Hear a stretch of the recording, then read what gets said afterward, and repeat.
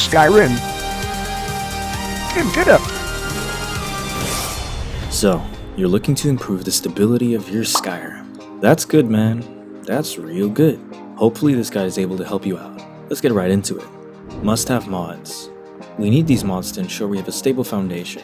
Be sure you install all the requirements for these mods too. Skyrim Priority SE increases FPS and prevents sudden lag caused by other processes. SSE fixes a bug in Skyrim that causes low FPS. SSE Engine fixes various issues with Skyrim's engine. Power of Threes tweaks.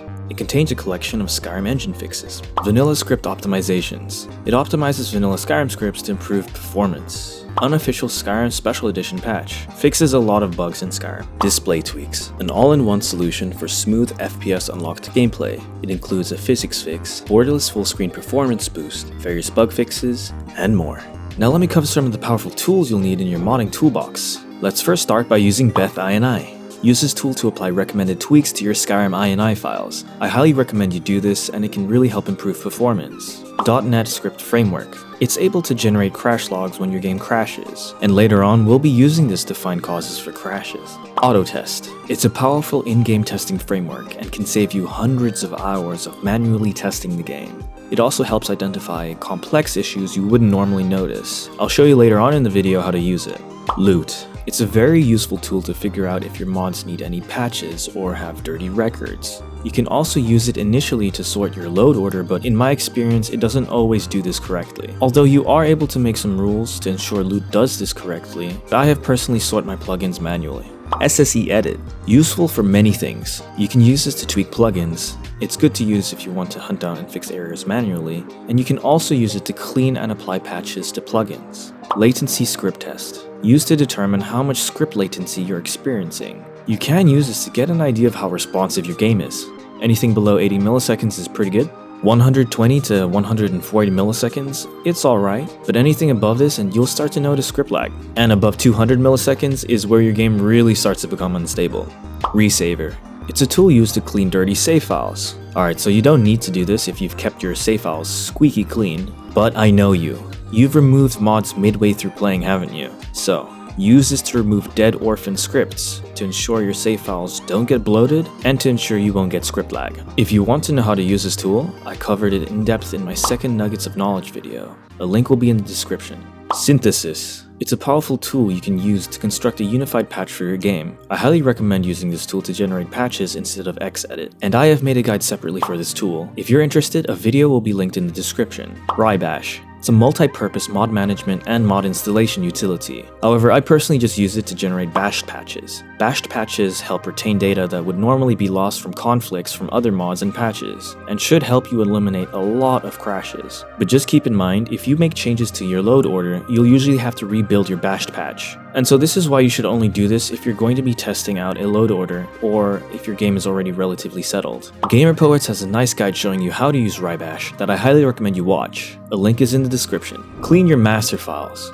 Believe it or not, Skyrim itself is killing your game. Bethesda have left dirty records in their master files, and when undefined records are called upon, it can cause your game to crash. And I swear, after cleaning my Skyrim, I drastically reduced the amount of CTDs I encountered. Thankfully, again, our boy Gamer Poets has a nice little video showing you how to clean these files, and I highly recommend you do this if you haven't already. A link will be in the description. Rules. Here are some rules to follow when modding. It will save you a lot of time and frustration down the road, so please follow them. Always read every mod page's description. This will help you avoid making mistakes and can provide you with useful information such as requirements you need, mod compatibility, installation instructions, warnings, etc. If you're adding a lot of mods in a session, boot up the game every once in a while just to check if the game actually loads without crashing.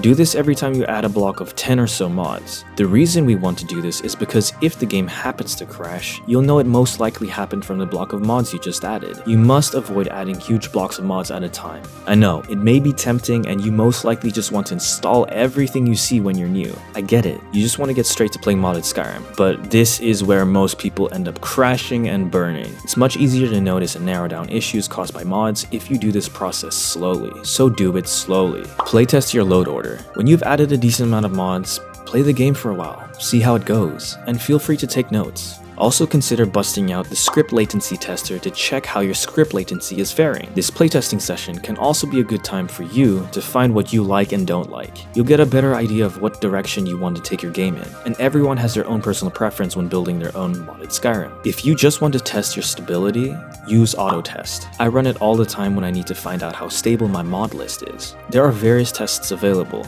but I personally just run the locations test. You can use it to generate up to 200 locations around Skyrim. When you start the test, your character will enter God mode and teleport to these locations one by one. At each location, the camera will be zoomed out incredibly far away and rotate around the player. If you pass this test without any crashes, you can be confident your Skyrim is stable. Well, at least outdoors. And hey, if it happens to crash, you can check the logs to see exactly where you crashed. And if you're using the Netscriptframework, you can try to find the cause of the crash by going through your logs. So it's a good idea to run this test in the background. It's automatic and it will literally save you hundreds of hours of playtesting. But only after you playtest and find your load order is stable should you start to consider adding more mods. Also keep in mind it takes a lot of playtesting and tinkering to create a stable load order you're satisfied with. But to be honest, this process never ends. Modding is a skill, and if you want to improve, you must go through this process of iteration over and over and over again. Just remember to take breaks.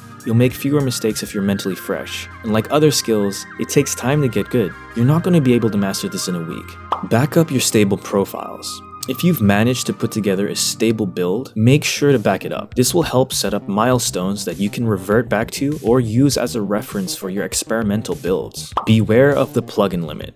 Never go over 255 plugins. Now, you don't have to count ESL flag plugins as they don't take up space. Well, technically they do if you have 4096 ESL plugins. They'll take up one plugin slot, but you get the point. Skyrim uses a 32-bit hex dictionary to organize records from plugins, so it can't handle more than 255. After this point, your game will become unstable. Be careful of what you install. You must do your research before you install certain mods. For example, sex lab mods are notorious. Some of them really ruin performance because they're not optimized, and just having one unoptimized mod can destroy your whole game's stability. You should also avoid mods that add too many NPCs. This is a huge reason why I never add Warzone mods or Patrol mods to my load order anymore. And I'm running with HDT SMP as well, so all these extra NPCs really bring down the stability and FPS of my game. Also be sure not to have too many management mods, as they update every few seconds. Having too many of these will increase your script latency, resulting in script lag, which will make your game less stable. Now should be a good time to bust out the old script latency tester to check your script latency. If you notice any increase in script latency after installing a certain block of mods, you should probably find out what's causing this to avoid issues down the road.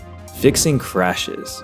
To first start figuring out how to fix crashes, we must determine the nature of the crash. So let's go through the various types of crashes and how to fix them. Crashing when you start your Skyrim. These crashes are usually caused by a mod missing a master or going over the plugin limit, so check your plugins. You can also use loot to show you which masters you're missing.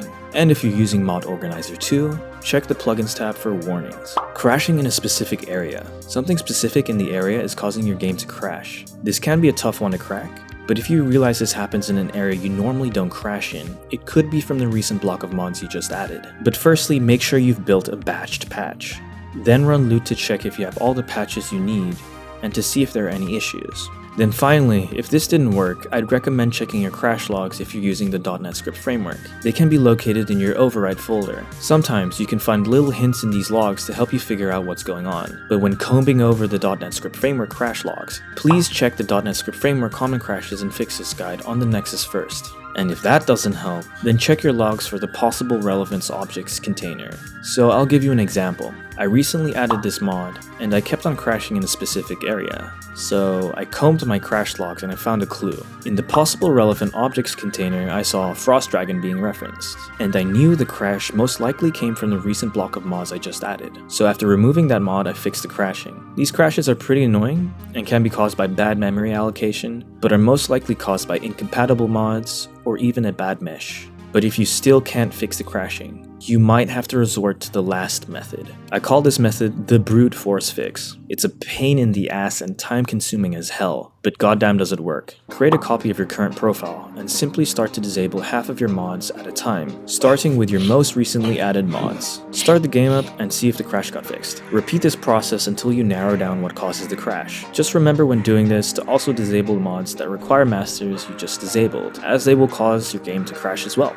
Random crashes. This can be caused because some mods are missing masters, mods need certain patches to work with other mods, and memory issues. But again, you want to repeat the steps that you did in the crashes for a specific area. Make sure you have a batch patch, run loot to see if everything is okay, and if that doesn't work, check your crash logs for hints. But these crashes are pretty difficult to fix once you run into them, because they don't happen consistently, so they are much more difficult to track down. And this is the main reason why I suggest people to mod slowly, so they are able to catch the mods that do cause these crashes.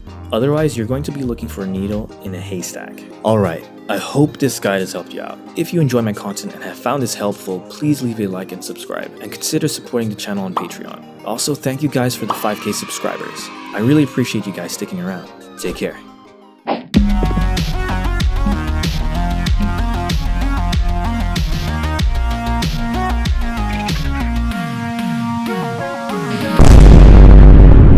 Subscribe for maximum gains.